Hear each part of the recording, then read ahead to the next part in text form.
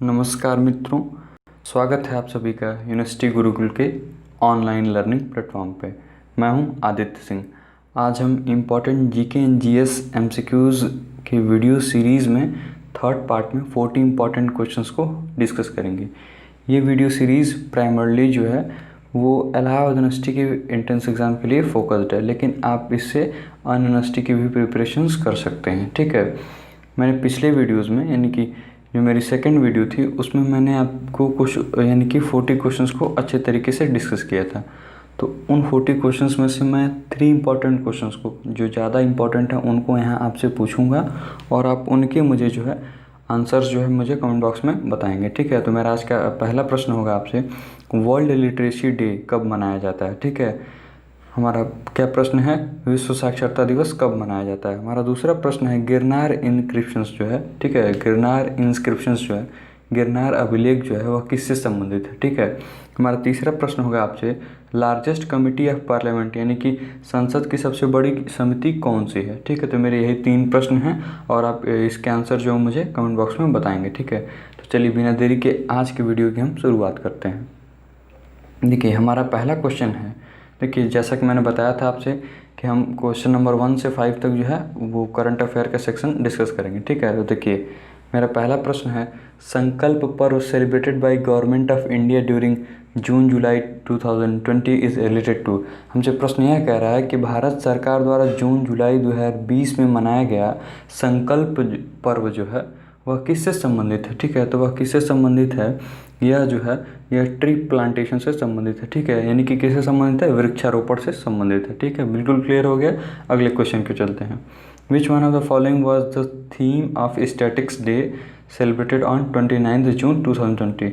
हमसे प्रश्न यह पूछ रहा है कि निम्नलिखित में से कौन सा एक 29 जून 2020 को मनाया गया सांख्यिकी दिवस का विषय था। ठीक है, मैंने आपको बताया था पिछली वीडियो में कि 29 जून को जो है पीसी महलनोबिस के जन्मदिवस के अवसर पर भारत में सांख्यिकी दिवस मनाया जाता है। ठीक है, तो वही प्रश्न है यहाँ पे कि इस बार जो है सांख्यिकी दिवस मनाया गया है उसका थीम क्या था, यानी विषय क्या था। ठीक है, तो उसका विषय था सतत विकास लक्ष्य। ठीक है, यानी कि सस्टेनेबल डेवलपमेंट गोल्स। ठीक है, हम अगले क्वेश्चन को चलते हैं, which Bollywood actress received the Padmashri award in the year 2020।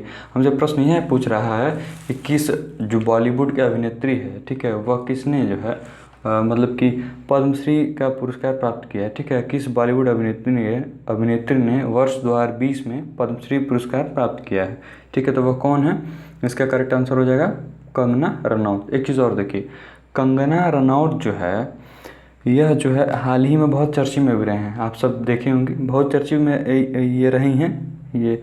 ये हिमाचल प्रदेश की हैं और अभी मुंबई में ये मामला इनका चल रहा था, तो ये बहुत ही चर्चे में रही हैं, इसलिए आप इन्हें बिल्कुल ध्यानपूर्वक याद रखेंगे। ठीक है, इनको क्या मिला है, पद्मश्री पुरस्कार मिला है। अगले क्वेश्चन को चलते हैं, in January 2020 how many Padma Vibhushan were conferred posthumously. हमसे प्रश्न यह कह रहा है कि जनवरी 2020 में कितने पद्म विभूषण पुरस्कार मरणोपरांत प्रदान किए गए हैं। तो वह कौन से हैं, 2। कितने प्रदान किए थे, 2। अब देखिए वो 2 किसको किसको प्रदान किए गए थे, तो एक सुषमा स्वराज जी को और एक अरुण जेटली जी को। ठीक है, इनको जो है मरणोपरांत पद्म विभूषण दोनों लोग को दिया गया था। ठीक है, अगले क्वेश्चन पर चलते हैं। देखिए हमारा अगला क्वेश्चन है यहाँ, the cleanest city according to Swachh Survekshan 2020 is. हमसे प्रश्न यह कह रहा है कि जो स्वच्छता सर्वेक्षण होता है उसमें 2020 की रैंकिंग के हिसाब से भारत का सबसे स्वच्छ शहर कौन सा है। ठीक है, तो हम सब जानते हैं कौन सा है, इंदौर। ठीक है, इंदौर कहाँ पड़ता है, मध्य प्रदेश में। देखिए इंदौर जो है वह मध्य प्रदेश में पड़ता है, भारत का सबसे स्वच्छ शहर है। अगर ऑप्शन में लखनऊ दिया है तो लखनऊ जो है उत्तर प्रदेश का सबसे स्वच्छ शहर है, इस जो ये रैंकिंग आई है उसके अनुसार। और जयपुर जो है वह राजस्थान का सबसे स्वच्छ शहर है इस रैंकिंग के अनुसार, और रांची जो है वह झारखंड का सबसे स्वच्छ शहर है इस रैंकिंग के अनुसार। ठीक है, तो आप बिल्कुल क्लियर हो गए होंगे, कोई आपको कन्फ्यूजन नहीं होना चाहिए। हम अगले क्वेश्चन की ओर चलते हैं, international mother tongue day is celebrated on. देखिए इंटरनेशनल को थोड़ी सी स्पेलिंग मिस्टेक है, कोई बात नहीं है, वो आप बिल्कुल जानते हुए। ठीक है, इंटरनेशनल ए यहाँ पे नहीं रहेगा, इंटर आर के बाद ए नहीं रहेगा। ठीक है, इंटरनेशनल मदर टंग यानी कि अंतर्राष्ट्रीय मातृ जो है मातृभाषा दिवस जो है वह कब मनाया जाता है। ठीक है, यानी कि अंतर्राष्ट्रीय मातृभाषा दिवस कब मनाया जाता है, तो वह मनाया जाता है 21 फरवरी को। ठीक है, कब मनाया जाता है, 21 फरवरी को। अब देखिए हम एक चीज़ बताएं, 25 जनवरी को क्या मनाया जाता है? देखिए 25 जनवरी को जो है नेशनल वोटर्स डे यानी कि राष्ट्रीय मतदाता दिवस हम मनाते हैं। 5 जुलाई को हम क्या मनाते हैं? 5 जुलाई को हम मनाते हैं जनसंख्या दिवस, ठीक है, पॉपुलेशन डे। अब देखिए 22 मार्च को मैंने आपको पिछली वीडियो में बताया था, तो आप इसका आंसर मुझे कमेंट बॉक्स में बताएंगे कि 22 मार्च को हम कौन सा दिवस मनाते हैं, ठीक है।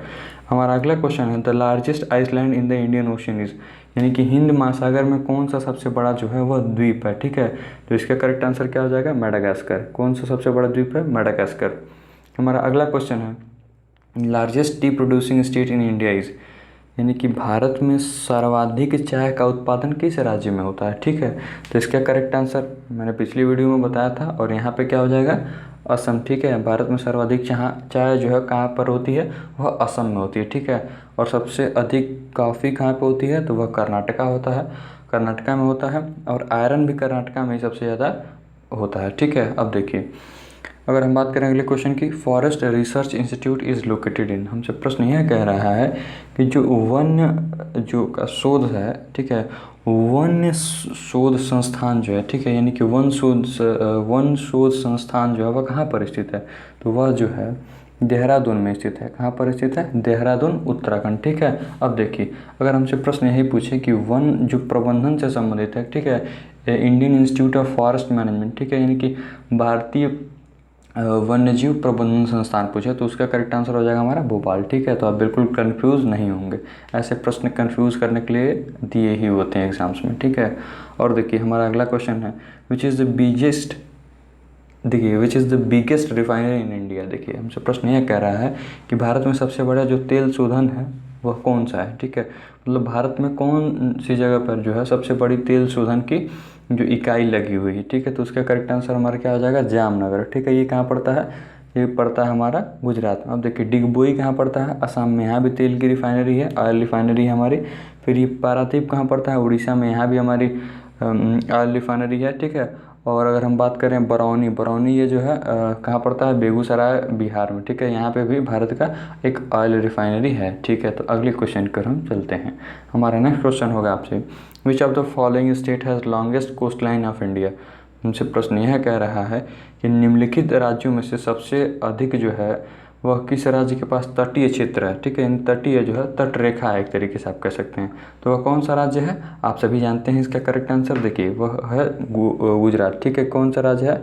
गुजरात। कौन सा राज्य है? वह गुजरात है, ठीक है। और देखिए अब देखिए भारत में जो है 7516.6 किलोमीटर की तट रेखा है, हम सभी जानते हैं। लेकिन अगर बात की जाए गुजरात की तट रेखा कितने किलोमीटर्स की है, तो वह कितने की है? 1600 किलोमीटर्स की है। कितने की है? 1600 किलोमीटर्स की। अगर हम बात करें आंध्र प्रदेश की, तो आंध्र प्रदेश की कितनी है? 974 किलोमीटर की, ठीक है। अगर हम बात करें तमिलनाडु की, तो तमिलनाडु की कितनी है? 940 किलोमीटर। अगर हम बात करें गोवा की कितनी है? 160 किलोमीटर, ठीक है। तो बिल्कुल क्लियर हो गया होगा आप सभी को। हम अगले क्वेश्चन पर चलते हैं। NGT जो नेशनल ग्रीन ट्रिब्यूनल है was establish by the government of India in, हमसे प्रश्न यह पूछ रहा है कि जो राष्ट्रीय हरित प्राधिकरण है उसकी स्थापना भारत सरकार द्वारा कब की गई थी, ठीक है। तो उसकी स्थापना जो है 2010 में की गई थी, ठीक। कब की गई थी? वो 2010 में की गई थी, ठीक है। हम अगले क्वेश्चन पर चलते हैं। Tulbul project is on which river, हमसे प्रश्न यह पूछ रहा है कि जो तुलबुल परियोजना है वह किस नदी पर स्थित है, ठीक है। तो यह परियोजना जो है वह झेलम नदी पर स्थित है। यह कहाँ पर है? कश्मीर में, ठीक है। हम अगले क्वेश्चन की ओर चलते हैं। Which of the river of India crosses the tropic of cancer twice, हमसे प्रश्न यह पूछ रहा है कि भारत की कौन सी नदी जो है वह मकर रेखा को, ठीक है, किसको? कर्क रेखा को 2 बार जो है वह क्रॉस करती है, ठीक है, यानी 2 बार काटती है, यानी 2 बार पार करती है, ठीक है। तो वह कौन सी नदी है? वह नदी है माही, ठीक है। कौन सी नदी है? माही नदी जो है, भारत की माही नदी जो है वह जो है कर्क रेखा को 2 बार क्रॉस करती है, 2 बार काटती है, ठीक है, या 2 बार पार करती है। पहली बार कहाँ पार करती है? मध्य प्रदेश से निकलती है, तो मध्य प्रदेश में एक बार वह कर्क रेखा को पार करती है। दूसरी बार राजस्थान होते हुए जब वह गुजरात आती है तो गुजरात में भी एक बार वह कर्क रेखा को पार करती है, ठीक है। तो बिल्कुल आप सभी को क्लियर हो गया होगा। और देखिए नर्मदा जो भारत की वेस्ट फ्लोइंग रिवर, ठीक है, यानी कि ये पश्चिम में बहती है और यह अमरकंटक हिल से निकलती है और यह अरब सागर में जाकर गिर जाती है। हम अगले क्वेश्चन की ओर चलते हैं। जारवा ट्राइब रिसाइड्स इन, हमसे प्रश्न यह पूछ रहा है कि जारवा जनजाति है, ठीक है, वह कहाँ पर रहती है। तो देखिए इसका क्षेत्र जो है कहाँ है, अंडमान निकोबार। कहाँ है, अंडमान निकोबार, ठीक है। इसका करेक्ट आंसर क्या हो जाएगा, अंडमान निकोबार। अगर हम बात करें उत्तर प्रदेश की, उत्तर प्रदेश में कौन सी जनजाति रहती है, थारू जनजाति है, ठीक है। अब देखिए अगर ऐसे ही हम कुछ इंपॉर्टेंट ट्राइब्स को याद कर लेंगे तो हम एग्ज़ाम में 1 से 2 नंबर अपने बिल्कुल सिक्योर कर लेंगे, ठीक है। तो ऐसे ही आपको बिल्कुल ध्यानपूर्वक याद करना है। अगले क्वेश्चन को चलते हैं। हमारा अगला क्वेश्चन है विच रूरल ऑफ दिल्ली सल्तनत डिक्लेयर्ड हिमसेल्फ एज खलीफा, यानी दिल्ली सल्तनत का किस शासक ने जो है स्वयं को खलीफा घोषित किया था। तो वह किसने घोषित किया था। तो देखिए इसका करेक्ट आंसर हमारा क्या हो जाएगा, मुबारक खिलजी। हमारा करेक्ट आंसर क्या हो जाएगा, मुबारक खिलजी, ठीक है। उसका क्या नाम था, मुबारक खिलजी। अब देखिए अगर हम बात करें बलबन की, ठीक है, तो बलबन जो है इसने जो है यह चालगाही एक प्रथा थी, ठीक है। कौन सी प्रथा थी, तुर्क ये चालगाही प्रथा की शुरुआत की थी, ठीक है इसने। और एकता प्रणाली को भी देखिए शुरुआत नहीं, तुर्क ये चालगाही एवं एकता प्रणाली को इसने समाप्त कर दिया था, ये चीज़ ध्यान रखेंगे, ठीक है। यहाँ पे थोड़ा सा कन्फ्यूज होंगे, कन्फ्यूज नहीं होना हमें। और अगर हम बात करें अलाउद्दीन खिलजी की, तो यह गुप्तचर प्रणाली को शुरुआत किया था, मूल्य नियंत्रण व्यवस्था की शुरुआत किया था, तमाम तरीके के ये जो व्यवस्थाएं थी इसने शुरुआत की थी, किसने, अलाउद्दीन खिलजी ने, ठीक है।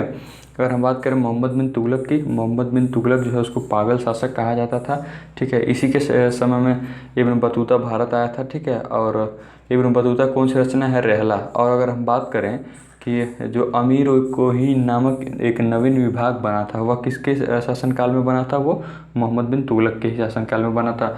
और इसने अपनी राजधानी जो है दौलताबाद से, देखिए जो अपनी राजधानी जो है वह दिल्ली से देवगिरी कर दिया था, और देवगिरी का ही नाम जो है इसने क्या बदल कर रख दिया था, दौलताबाद, ठीक है। तो आप बिल्कुल क्लियर होंगे। अगले क्वेश्चन को चलते हैं। हमारा अगला क्वेश्चन है by which of the following act was the India council abolished.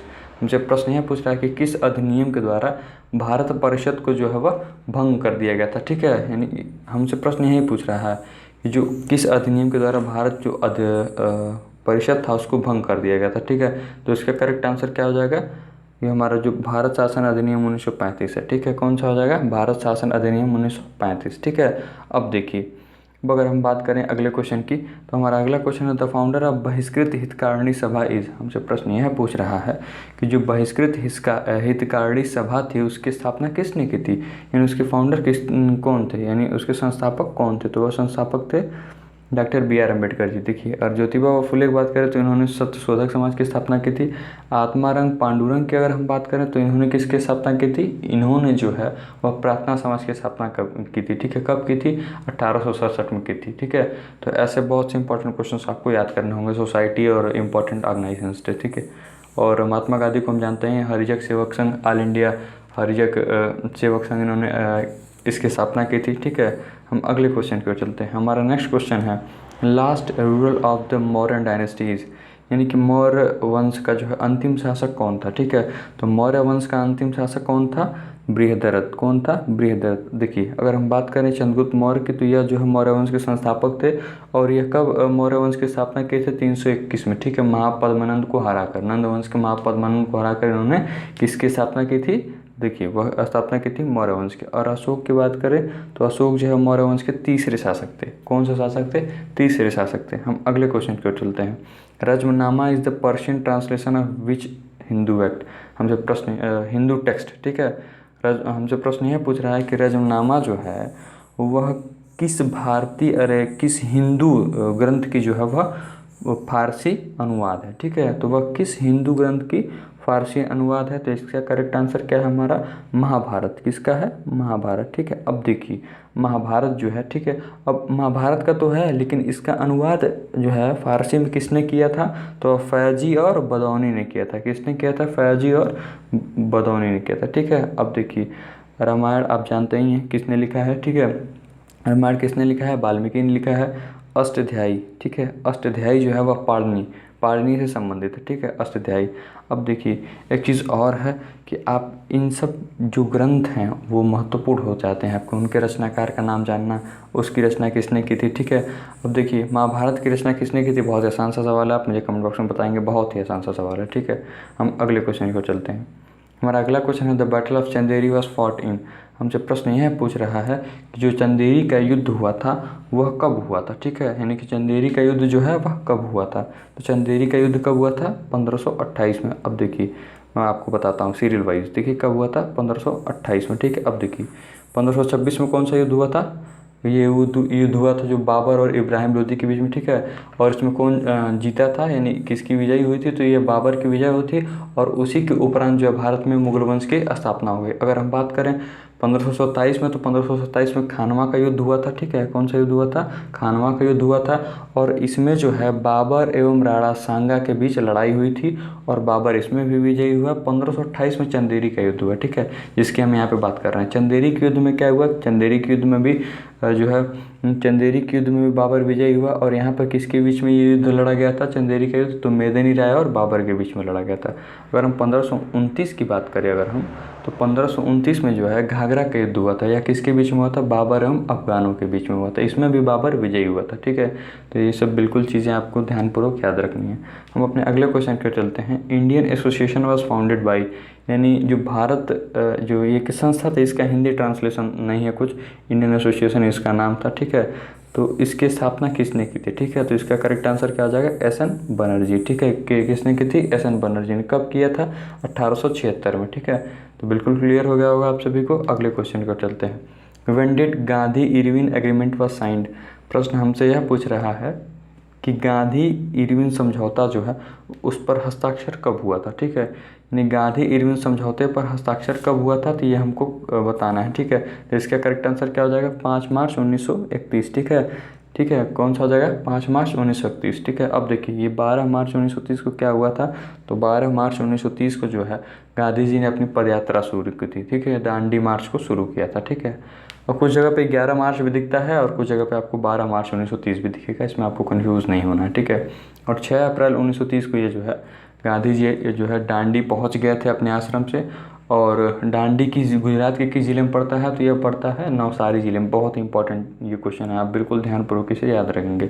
हम अपने और जब यहाँ पहुँच जाते हैं, यानी इसी के साथ इसी घटना जो ये दांडी मार्च हुआ था, इसी घटना के बाद जो है सविनय अवज्ञा आंदोलन, सिविल डिसोबीडियंस मूवमेंट की शुरुआत हो गई थी, ठीक है। हम अगले क्वेश्चन को चलते हैं। Harshacharita has been written by. हमसे प्रश्न यह पूछ रहा है कि हर्षचरित जो है किसकी रचना है या इसके रचनाकार कौन है, इस प्रकार यही प्रश्न है मुख्य रूप से। देखिए इसका करेक्ट आंसर क्या हो जाएगा, यह रचना जो है बाणभट्ट की है, ठीक है। अब देखिए एक ऑप्शन हर्ष भी दिया है।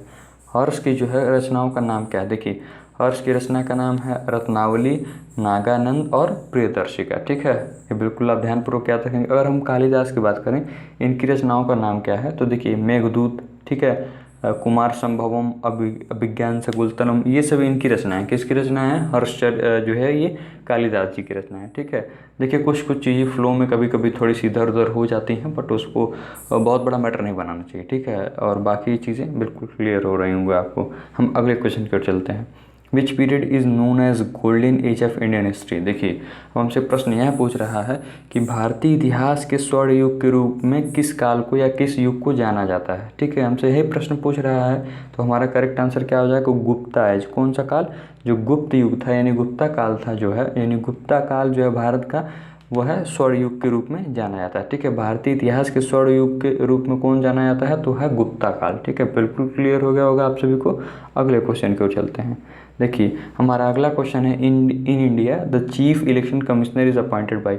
हमसे प्रश्न यह पूछ रहा है कि भारत में मुख्य निर्वाचन आयुक्त जो है वह किसके द्वारा नियुक्त किए जाते हैं, तो इसका करेक्ट आंसर क्या हो जाएगा, हमारे महामहिम राष्ट्रपति जी द्वारा नियुक्त किए जाते हैं, ठीक है। इसका करेक्ट आंसर क्या हो जाएगा, द प्रेसिडेंट, ठीक है। हम अगले क्वेश्चन को चलते हैं। When was UNO established. हमसे प्रश्न यह पूछ रहा है कि यूनाइटेड नेशंस ऑर्गेनाइजेशन की जो है वह स्थापना कब हुई थी, तो इसकी स्थापना कब हुई थी, 24 अक्टूबर 1945। अब देखिए 24 अक्टूबर को ही हम United Nations day per year मनाते हैं, ठीक है, प्रत्येक वर्ष मनाते हैं। अगर ऑप्शन ये देता है आपको कि 7 अप्रैल 1948, तो यहाँ क्या है, देखिए यहाँ एक इम्पॉर्टेंट चीज़ है। यहाँ पे एक जो संस्था है हमारी, बहुत बड़ी संस्था है WHO, ठीक है, वर्ल्ड हेल्थ ऑर्गेनाइजेशन की स्थापना कब हुई थी, 7 अप्रैल 1948 को। और इसी कारण हम 7 अप्रैल को विश्व स्वास्थ्य दिवस मनाते हैं, ठीक है, वर्ल्ड हेल्थ डे, ठीक है। अब देखिए ये हमारा है 26 जून 1945। इस दिन जो है अंतर्राष्ट्रीय जो है न्यायालय जो हमारा इंटरनेशनल कोर्ट ऑफ जस्टिस जो हेग नीदरलैंड में है, इसकी स्थापना हुई थी।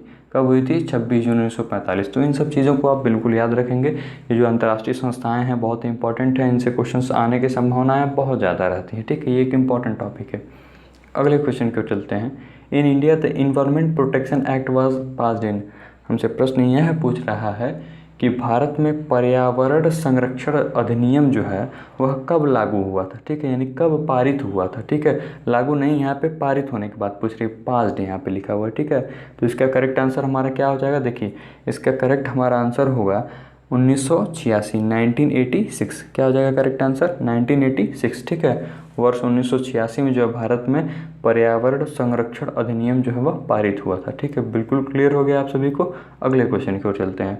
Right to education is in which article. हमसे प्रश्न यह पूछ रहा है कि भारतीय संविधान में जो शिक्षा का अधिकार है वह किस अनुच्छेद में उल्लिखित है। ठीक है, यानी किस अनुच्छेद में उसका वर्णन मिलता है हमको। तो वह क्या हो जाएगा? आर्टिकल 21। ठीक है, अनुच्छेद 21 सबसेट ए, ठीक है, में हमारे राइट टू एजुकेशन का वर्णन मिलता है। ठीक है, और हम आर्टिकल 14 की बात करें तो आर्टिकल 14 क्या है? Equality before law. ठीक है, विधि के समक्ष समता। अगर हम बात करें 17 की, इसमें क्या है? एबोलिशन ऑफ अनटचेबिलिटी, यानी कि जो अस्पृश्यता का उन्मूलन हो। ठीक है, अब देखिए 19 की बात करें, आर्टिकल 19 में क्या है? आर्टिकल 19 में क्या है? Freedom of speech and expression. ठीक है, यानी कि अभिव्यक्ति की आज़ादी की बात अनुच्छेद 19 में की गई है। ठीक है, हम अगले क्वेश्चन को चलते हैं। देखिए, हमारा अगला क्वेश्चन है the minimum age required for a person to be elected as a member of Rajya Sabha is. हमसे प्रश्न यह पूछ रहा है कि किसी व्यक्ति को राज्यसभा का सदस्य निर्वाचित होने के लिए उसको कितनी उम्र की आवश्यकता होगी, यानी वह न्यूनतम कितने वर्ष का होना चाहिए। ठीक है, तो वह न्यूनतम कितने वर्ष का होना चाहिए? तो उसको होना चाहिए 30 वर्ष का। अब देखिए, मैं बताता हूँ आपको। मैंने यहाँ पे 3 ऑप्शंस को अच्छे से सेट किया। देखिए, पहला हमारा ऑप्शन है 18 ईयर्स। क्या है? जब हम एज जो हमारी ये ऐसी एज है जब हम वोट देने के लिए एलिजिबल हो जाते हैं। ठीक, बिल्कुल क्लियर। 21 पे क्या होता है? हम लोकल जो गवर्नमेंट बॉडीज हैं जैसे पंचायत है या फिर अर्बन लोकल बॉडीज है, उसके लिए हम इलेक्शन जो है लड़ सकते हैं। ठीक है, कंटेस्ट कर सकते हैं, उसके लिए हम एलिजिबल हो जाते हैं 21 वर्ष की उम्र पर। 25 वर्ष की उम्र में क्या होता है कि हम लोकसभा और विधानसभा, ठीक है, लोकसभा जो है वो सेंट्रल लेवल पे और जो है विधानसभा यानी लेजिस्लेटिव असेंबली जो स्टेट स्तर पे है उसके लिए हम उसके चुनाव लड़ने के लिए हम एलिजिबल हो जाते हैं। ठीक है, और 30 वर्ष पे हम राज्यसभा और राज्यों में जो है लेजिस्लेटिव असेंबली यानी कि विधान परिषद के लिए हम जो है एलिजिबल हो जाते हैं चुनाव लड़ने के लिए। अगर हम बात करें राष्ट्रपति के लिए, किसी व्यक्ति को राष्ट्रपति अगर बनना है तो उसकी न्यूनतम जो है आयु कितनी होनी चाहिए? तो वह होनी चाहिए 35 वर्ष। तो इन सब चीज़ों को आप बिल्कुल ध्यानपूर्वक याद रखेंगे। हमारा अगला क्वेश्चन है 42nd constitutional amendment is also known as. हमसे प्रश्न यह पूछ रहा है कि जो 42वां संविधान संशोधन है उसको और किस नाम से जाना जाता है। ठीक है, तो उसका करेक्ट आंसर क्या हो जाएगा? Mini constitution. उसको किस और नाम से जाना जाता है, यानी किस अन्य नाम से जाना जाता है, तो वह उसका अन्य नाम क्या है? Mini constitution. ठीक है, यानी कि मिनी कॉन्स्टिट्यूशन उसको कहा जाता है। ठीक है, अब देखिए हमारा अगला क्वेश्चन है the supreme court of India was established on. हमसे प्रश्न यह कह रहा है कि भारत का सर्वोच्च न्यायालय जो है उसकी स्थापना कब हुई थी, यानी कि भारत के सर्वोच्च न्यायालय की स्थापना कब हुई थी? तो उसकी स्थापना हुई थी 28 जनवरी 1950, यानी हमारे जब रिपब्लिक बना हमारा भारत देश, यानी हमारे भारत के संविधान के लागू होने के 2 दिन बाद जो है इसकी स्थापना हुई थी। ठीक है, 28 जनवरी 1950 को। और देखिए हमारे भारत के सुप्रीम कोर्ट के प्रथम जो है मुख्य न्यायाधीश कौन थे? हीरालाल जे कानिया, जस्टिस हीरालाल जे कानिया। ठीक है, अब हम देखते हैं, हम अगले क्वेश्चन की ओर चलते हैं। How many fundamental rights were there in original Indian constitution. हमसे प्रश्न यह पूछ रहा है कि मूल भारतीय संविधान में कितने मौलिक अधिकार थे। ठीक है, मूल भारतीय संविधान में कितने मौलिक अधिकार थे? तो ये हमारा प्रश्न है। इसका करेक्ट आंसर क्या हो जाएगा? 7। ठीक है, कितने थे? 7 थे। ठीक है, 7 fundamental rights were there in original constitution of India. अब देखिए अगर हम बात करें, ये ऑप्शन 6 दिया है, तो वर्तमान में कितने हैं? At present there are 6 fundamental rights. ठीक है, और देखिए एक को हटाया गया है, वह कौन सा है? Right to property. ठीक है, उसको हटा करके हम आज अनुच्छेद 300A, ठीक है, यानी कि आर्टिकल 300A या हिंदी में कहें अनुच्छेद 300 क में उसको रखा गया। ठीक, अब वह क्या है, वर्तमान समय में वह जो है लीगल राइट है, ठीक है, वह कानूनी अधिकार है, अब वह फंडामेंटल राइट नहीं है। ठीक है, और वह कौन सा अधिकार है, संपत्ति का अधिकार, राइट टू प्रॉपर्टी। ठीक है, बिल्कुल क्लियर हो गया है। अब देखिए अगर हम बात करें 3, मैंने यहाँ पे इसलिए लिखा है कि यह जो है फंडामेंटल राइट्स जो है वह भारतीय संविधान के 3rd पार्ट में है। किस भाग में है, 3रे भाग में है। ठीक है, अगर हम बात करें 12 की, तो 12 देखिए हमारे भारतीय संविधान में वर्तमान समय में कितनी अनुसूचियाँ हैं, तो वह 12 अनुसूचियाँ। ठीक है, ये सब चीज़ें बिल्कुल आपको क्लियर हो गई होंगी। और हम अगले क्वेश्चन की ओर चलते हैं। In India first constitutional amendment was done in which year. हमसे प्रश्न यह पूछ रहा है कि भारत में प्रथम संविधान संशोधन किस वर्ष किया गया था। ठीक है, तो इसका करेक्ट आंसर क्या हो जाएगा, 1951। ठीक है, किस वर्ष किया गया था, 1961 में किया, 1951 में किया गया था। ठीक है, किस वर्ष किया गया था, 1951 में। अब देखिए इसी के तहत जो प्रथम संविधान संशोधन हुआ था, उसी के तहत 9वीं अनुसूची जोड़ी गई थी। ठीक है, बिल्कुल क्लियर हो गया है। 1976 में 42वां संविधान संशोधन हुआ, 42nd कॉन्स्टिट्यूशनल अमेंडमेंट हुआ। 1978 में 1978 में जो है 44वां संविधान संशोधन हुआ, 44th कॉन्स्टिट्यूशनल अमेंडमेंट। और 2002 में 86वां हुआ, कौन सा हुआ, 86th कॉन्स्टिट्यूशनल अमेंडमेंट हुआ। ठीक है, बिल्कुल क्लियर हो गया आपको। अब हम अगले क्वेश्चन की ओर चलते हैं।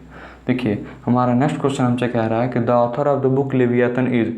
हमसे प्रश्न है क्या कह रहा है कि जो लेवियाथन पुस्तक है, पॉलिटिकल साइंस की बहुत इंपॉर्टेंट पुस्तक है, जिसको हम सिविक्स भी कुछ लोग कहते हैं। ठीक है, हिंदी में नागरिक शास्त्र कुछ लोग कहते हैं, कुछ लोग राजनीति विज्ञान कहते हैं। उसकी एक महत्वपूर्ण पुस्तक है और उसके लेखक कौन है। ठीक है, उसके लेखक कौन है हम आपको बताते हैं। देखिए उसके लेखक हैं हॉब्स। कौन है उसके लेखक, हॉब्स। ठीक है, उसके लेखक हैं हॉब्स। अब देखिए रूसो की कौन सी प्रसिद्ध पुस्तक है, मैंने कल बताया था, सोशल कॉन्ट्रैक्ट। अगर कार्ल मार्क्स की बात की जाए तो दास कैपिटल और कम्युनिस्ट मैनिफेस्टो, ये सब इनकी इंपॉर्टेंट पुस्तक है। ठीक है, और देखिए अब हम बात करते हैं the world trade organization was established in. हमारा नेक्स्ट क्वेश्चन ये कह रहा है कि विश्व व्यापार संगठन की स्थापना किस वर्ष की गई थी, यानी कब हुई थी। ठीक है, यह हुई थी 1 अप्रैल 1995 को। 1 अप्रैल 1995 को इसकी स्थापना हुई थी, किसकी, वर्ल्ड ट्रेड ऑर्गेनाइजेशन को। ठीक है, अब देखिए अगर हम बात करें, हमारा प्रश्न ये हमसे कह रहा है कि देखिए अगर हम बात करते हैं कि the theory of rent was proposed by. ठीक है, अब देखिए एक चीज़, कुछ चीज़ें छूट रही हैं इसमें।